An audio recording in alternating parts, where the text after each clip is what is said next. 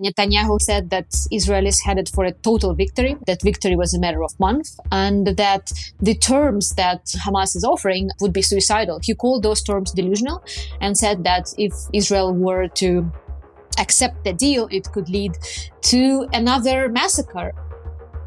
I'm David Knowles, and this is Battle Lines.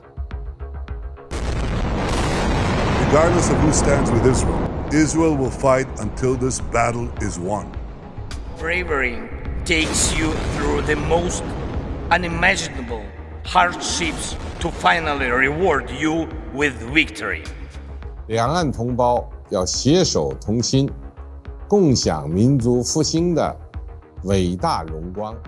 I've made wartime decisions. I know the choices are never clear or easy for the leadership. I just find bombs and I find dead people, but it's a really scary thing for me. In this episode of Battle Lines, I speak to the Telegraph's Middle East correspondent Natalia Vasilyeva about the latest abortive attempts to agree a ceasefire in the Israel-Gaza conflict. Berlin Correspondent James Rothwell explains how Iran's Shahid drones have changed warfare around the world. And I ask our economics reporter Melissa Lawford what's going wrong for the Chinese economy. It's Friday, the 9th of February, 2024. This week, Benjamin Netanyahu rejected a potential ceasefire agreement with Hamas. I start my conversation with our Middle East correspondent Natalia Vasilyeva by asking the obvious question: why? Natalia Vasilyeva, Benjamin Netanyahu has rejected a ceasefire and hostage deal with Hamas. Can you tell us what has taken place this week? How do we come to this? Hi, David, and hi, everyone. It's been quite a busy 24 hours, and there was a predominant feeling in Israel that a deal to release Israeli hostages was within a touching distance. Antony Blinken, the US Secretary of State, was on his 5th Middle East tour in Israel, in the region this week, and he was in Israel on Wednesday, just around the time when Hamas was expected to deliver its response to the Israeli proposal for the deal. And it coincided with Israel's apparent decision to reject that response out of hand.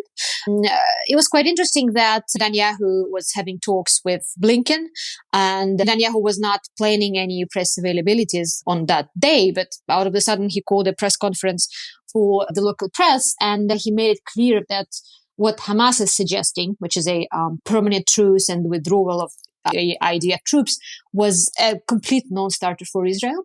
He didn't mince words. He said that Israel is headed for a total victory, as he described it.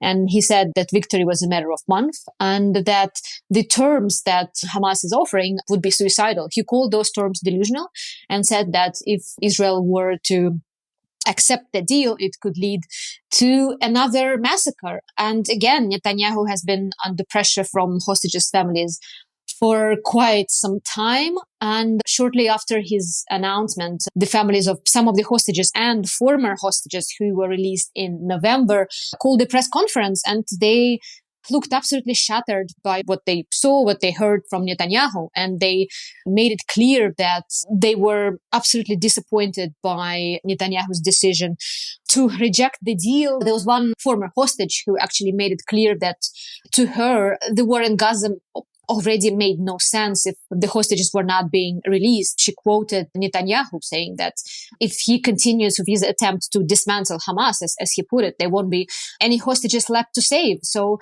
quite an agonizing moment for the hostages and their families. And as some of our listeners might know, the hostages' families hold weekly protests in Tel Aviv and around the country. And it would definitely be something to watch out for this weekend, because it sounds like there was one chance for this deal and it absolutely failed.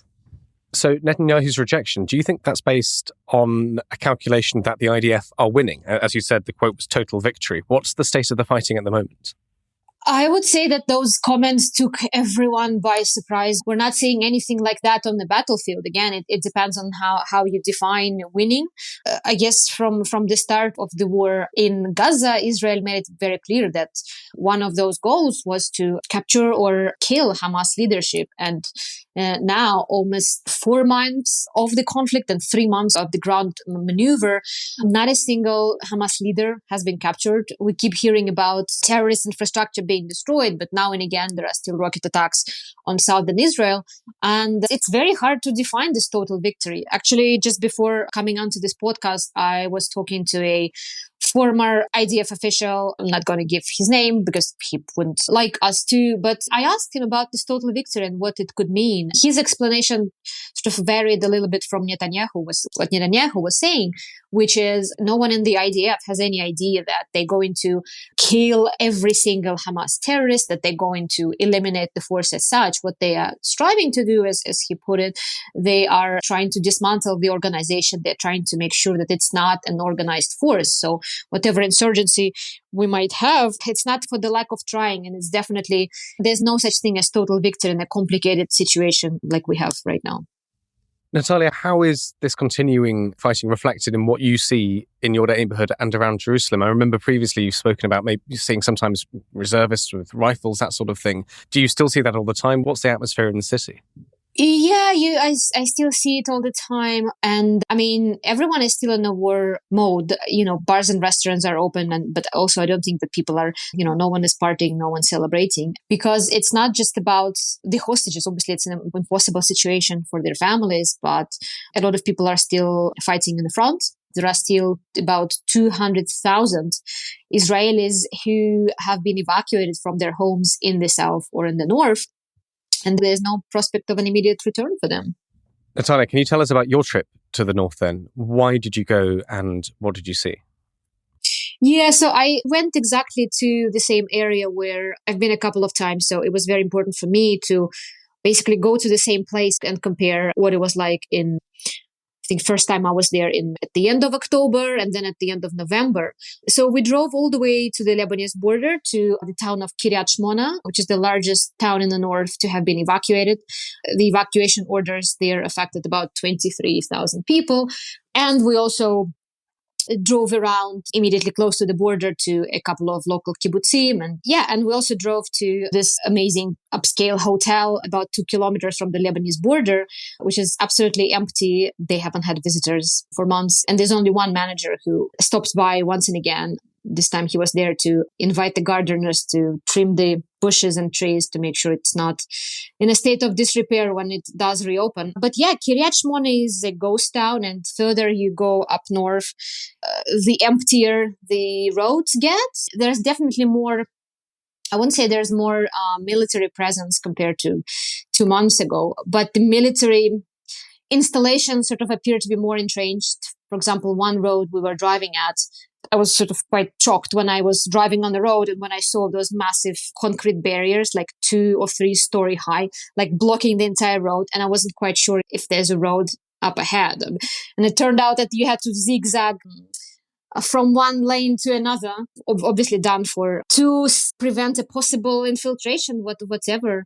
That's what on everyone's mind. But I guess my main takeaway from the trip is that the very few people who stayed, because there are some last holdouts who are staying or who evacuated and returned, and the local first responders who are sort of staying in case of a Hezbollah infiltration, they are running out of patience. They feel like Israel is running out of time. It's been 4 months since families from the north have been living in hotels or in some temporary accommodation. And this situation doesn't look temporary anymore. It's already been 4 months. So people in the north are searching for answers. When is this going to be over? How can this be fixed? In terms of physical impact, the physical impact from Hezbollah rockets on the north obviously is nothing compared to the barrages that we saw in the south in the first few weeks of the war. But it's a constant threat.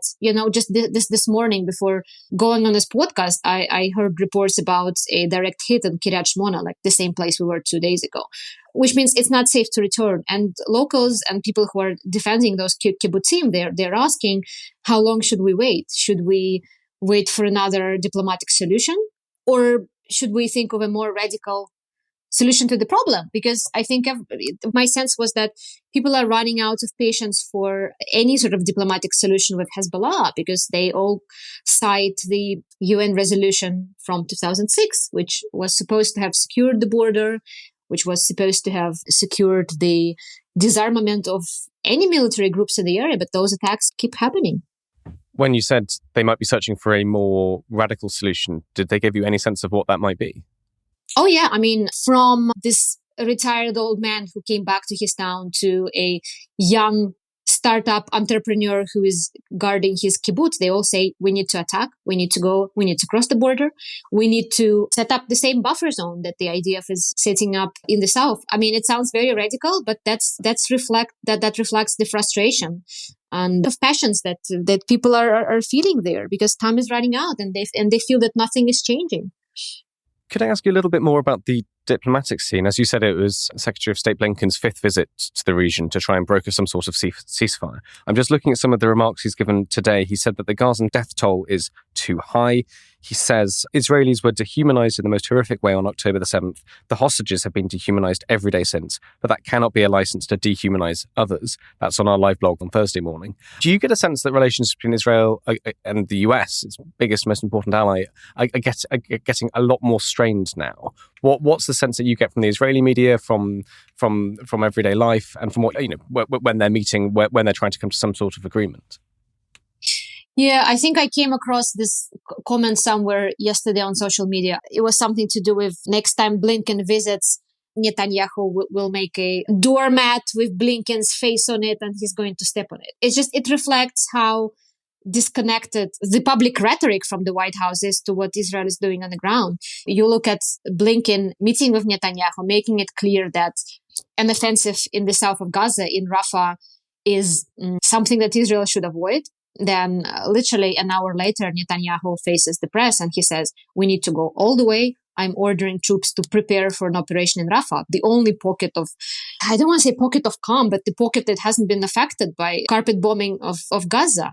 From what it looks like, it's just Israel is not responding to what the US is suggesting. What Netanyahu is doing, it plays really well with a part of the domestic audience that would like to have the US as an important ally and as something that brings aid, that brings weapon supplies, but they wouldn't like to see the US calling the shots. And I think very early in the war, I heard someone from Israel's political circle saying that we're a sovereign nation. It's up to us to decide what to do.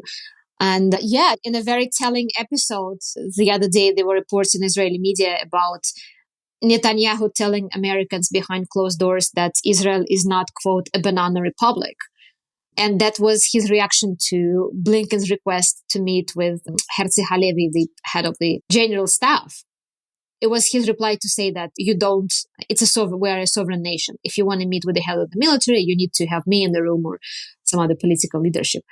Again, the question is how the US replies, what it can do. The only thing that comes to mind is recent sanctions against several Israeli settlers, which didn't go down well in Israel at all, not only in the far right quarters, but obviously it doesn't sound like the US is going to do anything that could impact Israel's position on the battlefield. Because again, like Blinken made it very clear that we support Israel in its fight to eradicate Hamas and in making sure that October 7th doesn't repeat.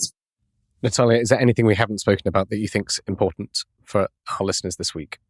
Yesterday's press conference by Benjamin Netanyahu was quite extraordinary, and I would say that this weekend would be something to watch out for in terms of the families of hostages and protesters supporting the hostages, because it looks like Israel had a really good chance to secure a deal and didn't happen. So it would be very important to see what happens with the protest movement, how angry people actually are to this demonstrative decision on Netanyahu's part to completely reject the deal. Nataliya, thank you so much.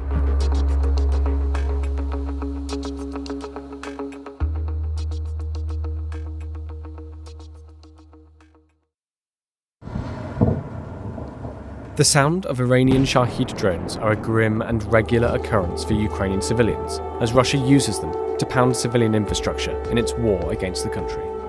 James Rothwell, the Telegraph's Berlin correspondent, has been looking into Iran's drone program. He's examined how the international pariah manufactured a weapon that is having such an impact on battlefields around the world. Here's our conversation.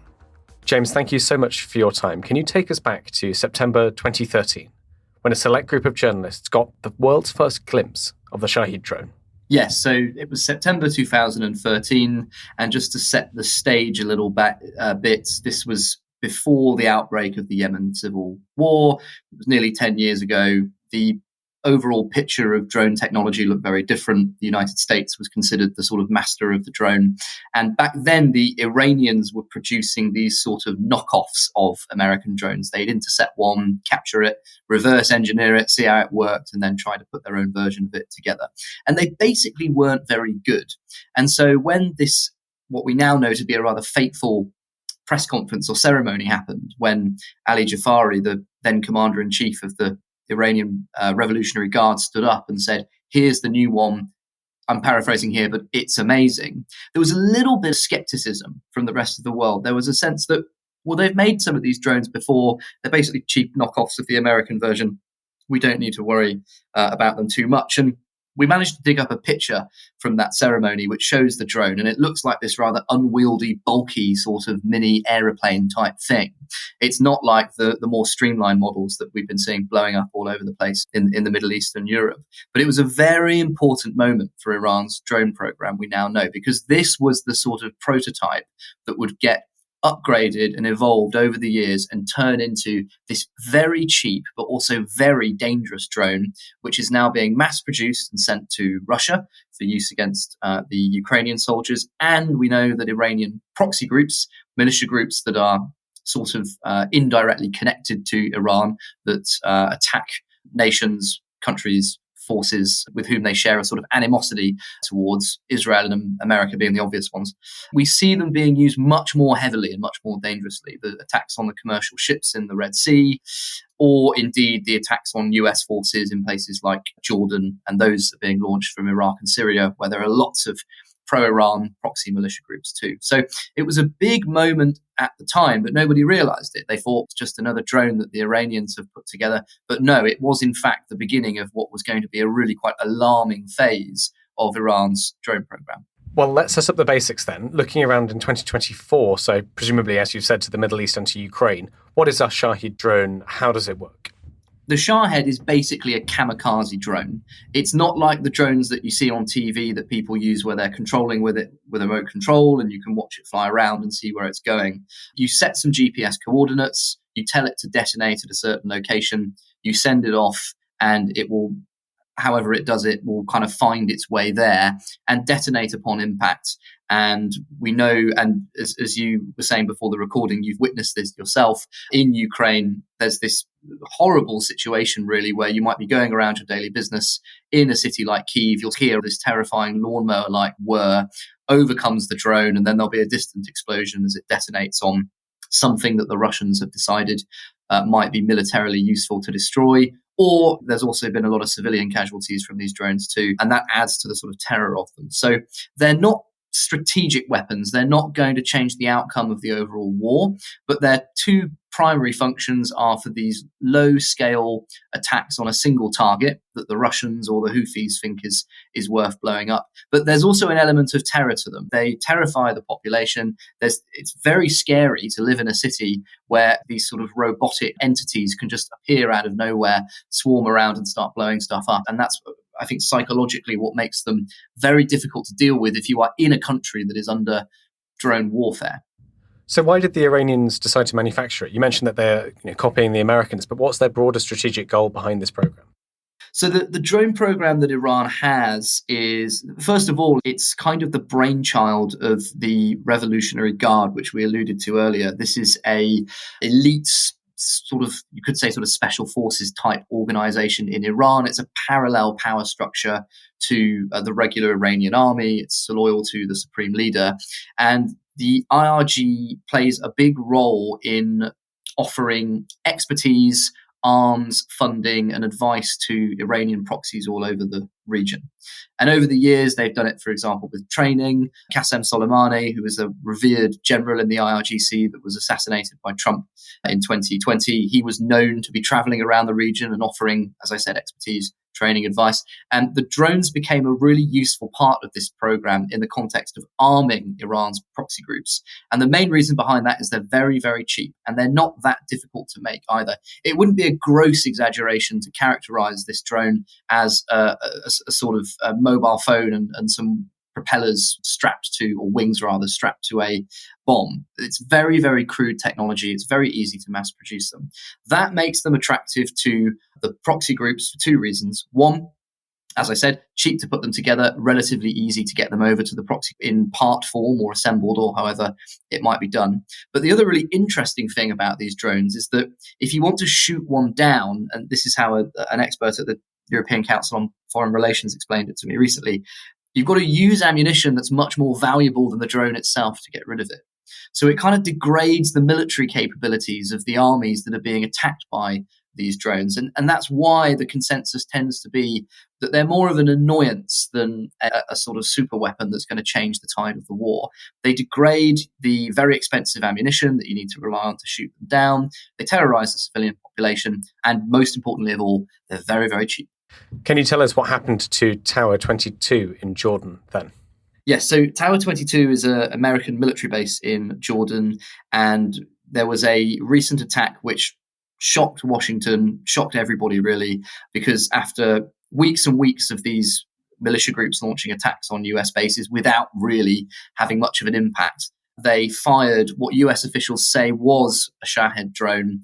It detonated, it killed 3 US soldiers, very significant escalation, and it injured somewhere in the region of 20 to 30 people. And that really concentrated efforts on sort of countering the drone program from the perspective of the West, but it also focused attention on it. I mean, people who've followed the drone story for a couple of years, the Shahed is something that crops up in stories quite a lot. In 2021, over the summer, the Mercer Street vessel was attacked, and it was, guess what, a Shahed drone that was used. There have been similar cases like that. It's been sort of loitering in the background of the conversation. But because 3 US troops got killed this time, as I said, people really paid attention to it. What does the production of these drones and the fact that Iran is selling them and sharing them with their allies, with their proxy group, what's that meant for specifically Iranian-Russian relations? It's had a really significant impact on Russia-Iran relations, absolutely. As we all know, the Russians invaded Ukraine. It didn't go anything like how they planned. They basically got stuck, or they got, to put it bluntly, creamed by the Ukrainian military, and there was time for a change of tactics, a change of approach. Russia had just been hit with a huge number of crippling sanctions as a result of the invasion. That created production issues in terms of its army. And they turned to Iran because Iran, which has come under so many other types of sanctions over the years in the context of its nuclear program, they turned to Iran as a bit of an expert on evading sanctions, essentially. They knew this is a country that has been quite creative in how it can put together military hardware, even though it's under intense sanctions. And the result of that, as you know, David, is that the Iranians started sending not just drones, but also lots of missiles over to Russia for use in the ongoing full-scale invasion of Ukraine. The missiles are probably, the experts say, perhaps a bigger concern than the drones for reasons we've already discussed. A drone is it's not a strategic weapon that changes the tide of the war, but they are a big concern. And the bigger picture here is an emerging security alliance between the Russians and the Iranians coalescing around opposition to the West, opposition to the United States. And that has worried a lot of people. This idea that we are perhaps beginning to see in this conflict the early stages of global alliances forming in the same way that they did in World War I and World War II. And that's why it's caused such worry all over the place. We've spoken about Iran and Russia then, but let's move on to the proxies. You write in your article, quoting from you here, there's been a long-running debate in intelligence circles over how much control Iran maintains over its drones and how they are used once they arrive in the hands of their proxies. Could you take us inside that debate and lay out the implications for us?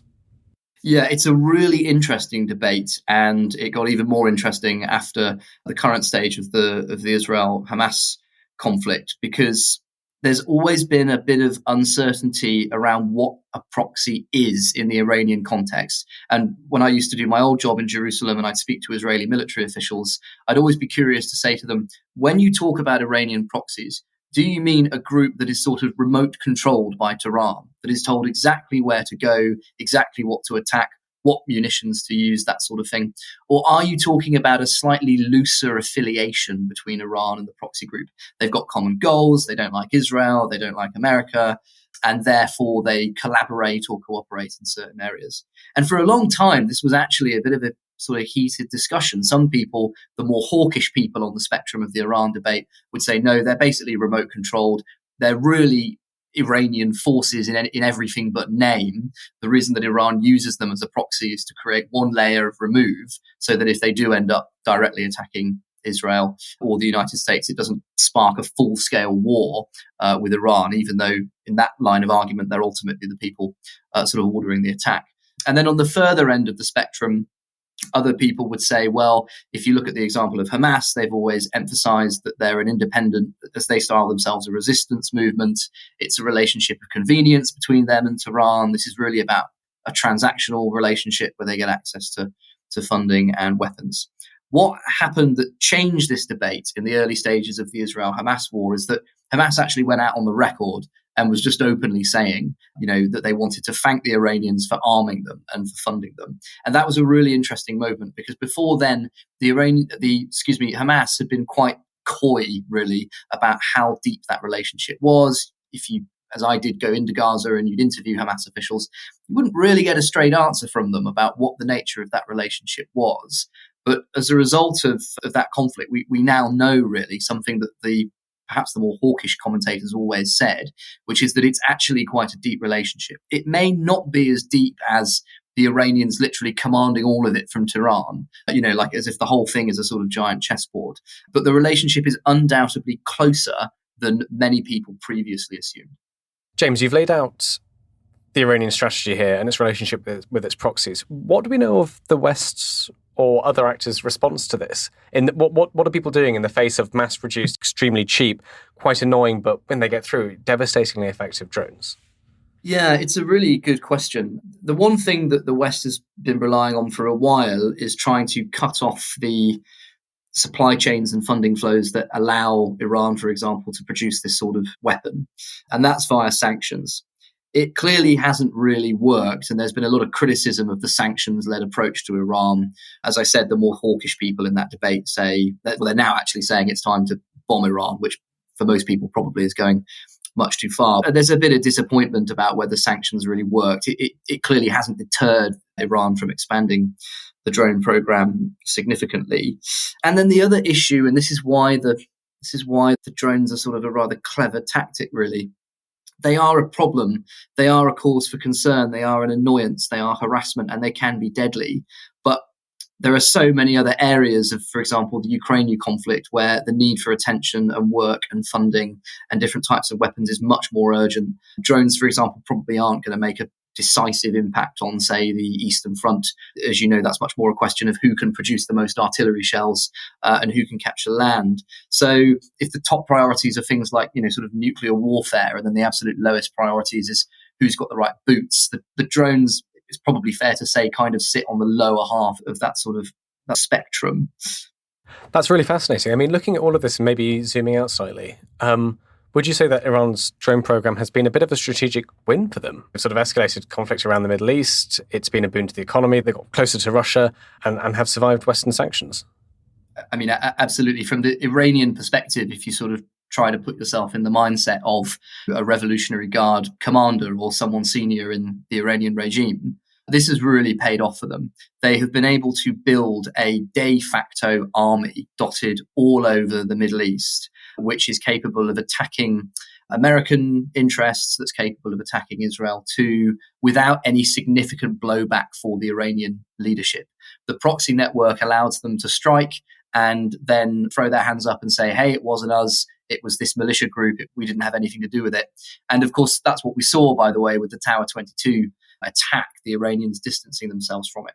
Where it gets really interesting, though, is the outcome or the ramifications of the Tower 2022 attack. This was a case where 3 US soldiers were killed. It's a major escalation. And there's some concerns that the proxy group that decided to carry out the attack, maybe independently, maybe with coordination from Tehran, we're not sure, that it may have gone too far and that this is going to upset that delicate balance of the proxy networks. Usually, if you launch an attack as a proxy group, the thinking is that you can be fairly secure in the knowledge that it won't come back and hit the Iranians at home. It's something that you, the militia, will have to deal with, but it's not going to trigger, as it were, World War III or some sort of wider conflict. When American soldiers start getting killed, that really upsets that equation and things start to get potentially very dangerous.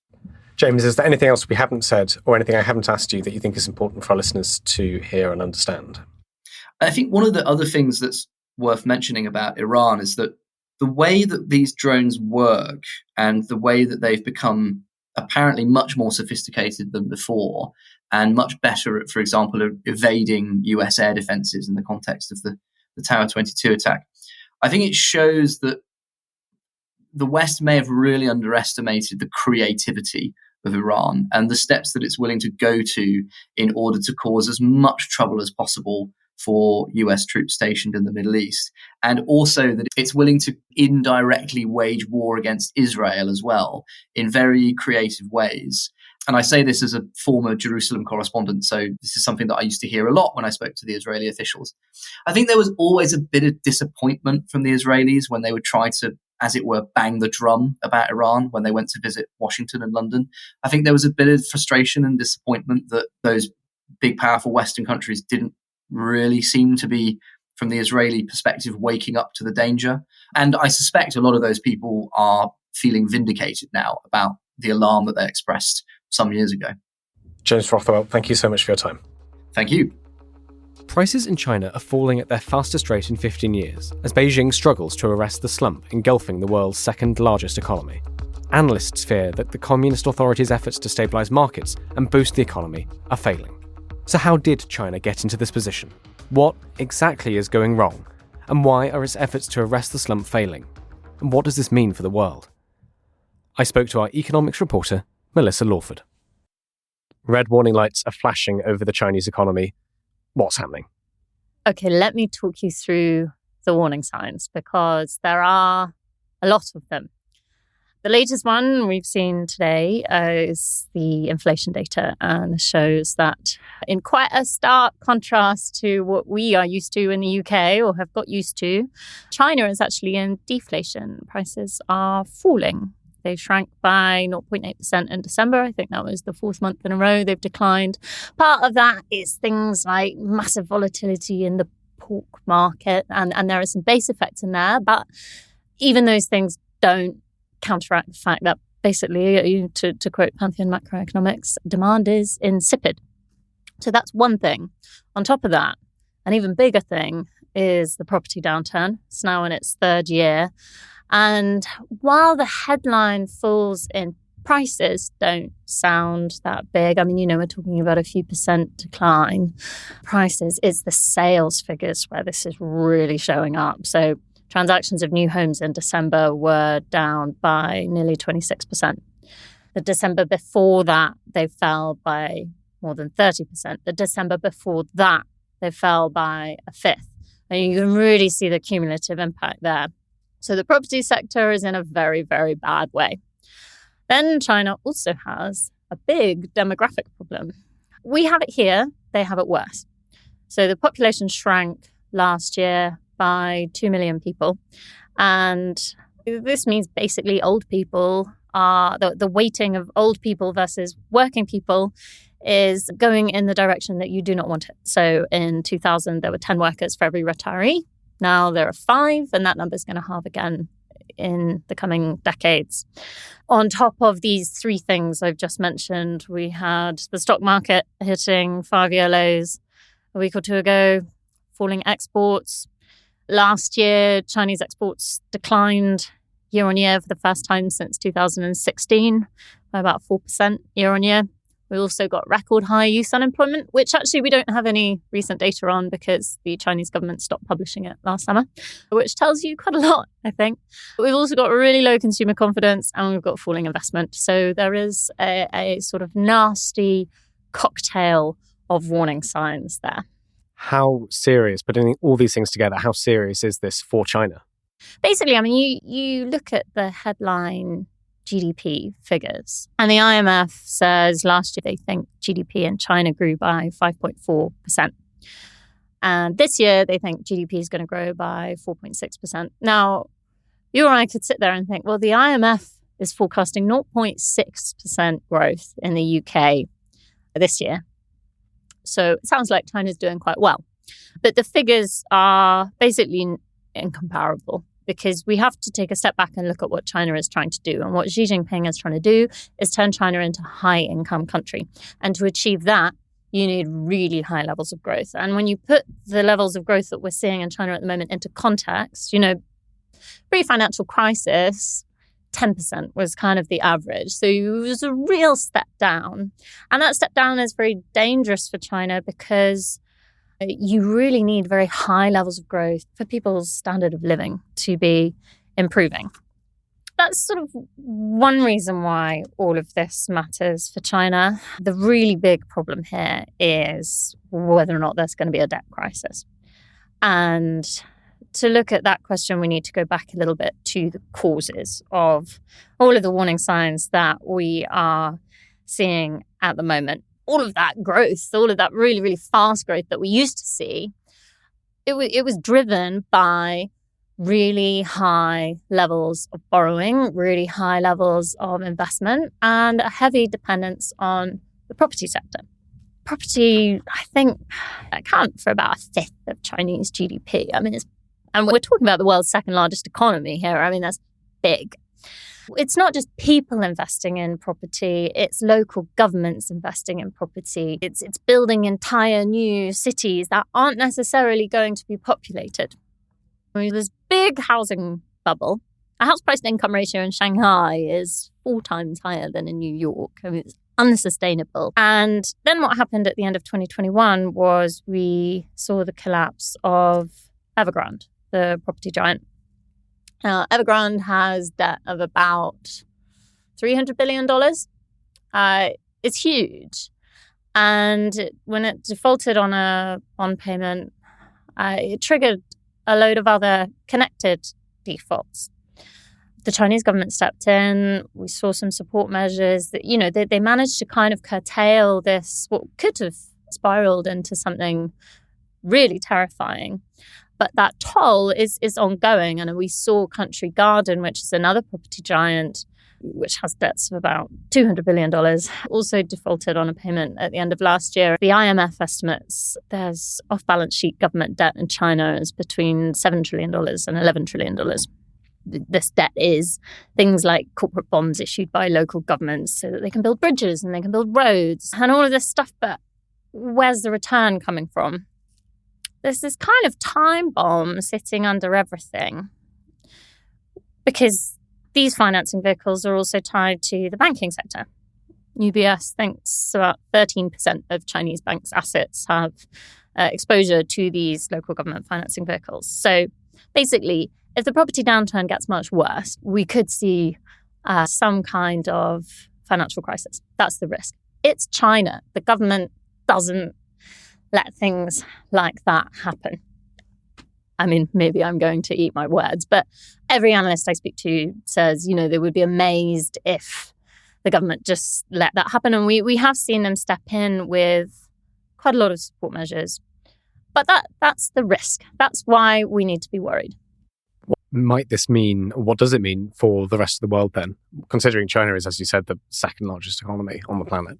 There's 2 parts to that, I think. There's what does a slowdown in growth and a sluggishness in China mean for the rest of the world? And then what would a kind of cataclysmic event that probably won't happen, but is something that we should talk about? What would that mean? Germany, I don't know if you've seen any of the economic data coming out of Germany recently, but it's not very nice.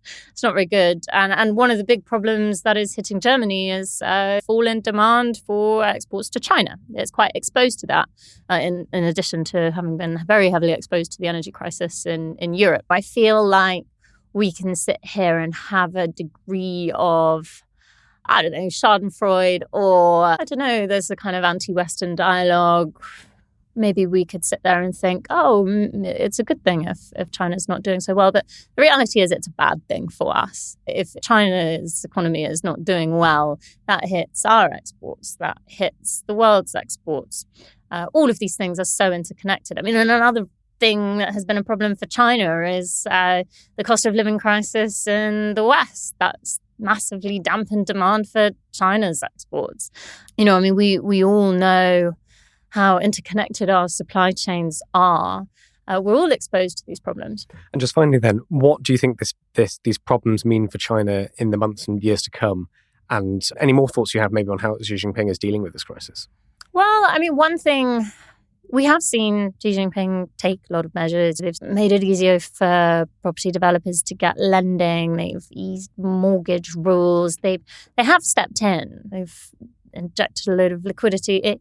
But they haven't acted on the scale that they did in the wake of the financial crisis. And there is a hesitancy there because President Xi Jinping wants to move away from that model of economic dependence on property development and investment. He's doing that consciously. And so he's in a catch-22 situation where, there is this short-term demand to prop everything up. But ultimately, what he wants to do is make the economy much more sustainable, to move away from property development and towards an economy that is orientated around consumption and domestic demand. That's harder to do when demand is low, your economy is in deflation, and you've got this demographic challenge. But that's what he's trying to do, and that would improve the outlook for China. But there's a kind of conflict of aims and hopes. And what people keep warning about is that if he loses sight of that and steps in, he's just going to kick the can down the road of all of these bigger problems. So if you had to sum up your feelings and thoughts on the future of the Chinese economy in a sentence, what would you say? Watch what the government does, I think, because they have a lot of control, a lot of influence, and are very tuned in to these issues. I don't think we're going to see a kind of organic progression of anything. Melissa Lawford, thank you so much. Battle Lines is an original podcast from The Telegraph. To stay on top of all of our news, analysis and dispatches from the ground in Israel and Gaza, subscribe to The Telegraph or sign up to Dispatches, which brings stories from our award-winning foreign correspondents straight to your inbox. We also have a live blog on our website, where you can follow updates as they come in throughout the day, including insights from contributors to this podcast. If you appreciated the podcast, please consider following Battle Lines on your preferred podcast app. And, if you have a moment, leave a review, as it helps others find the show. As disinformation is a particular problem during conflict, we are relying on your support more than ever. Battle Lines is part of wider Telegraph foreign coverage in our podcasts. If you're interested in finding out more about the war in Ukraine, you can listen to Battle Lines' sister podcast, Ukraine the Latest. Battle Lines is produced by David Dargahi, and the executive producers are Louisa Wells and David Knowles.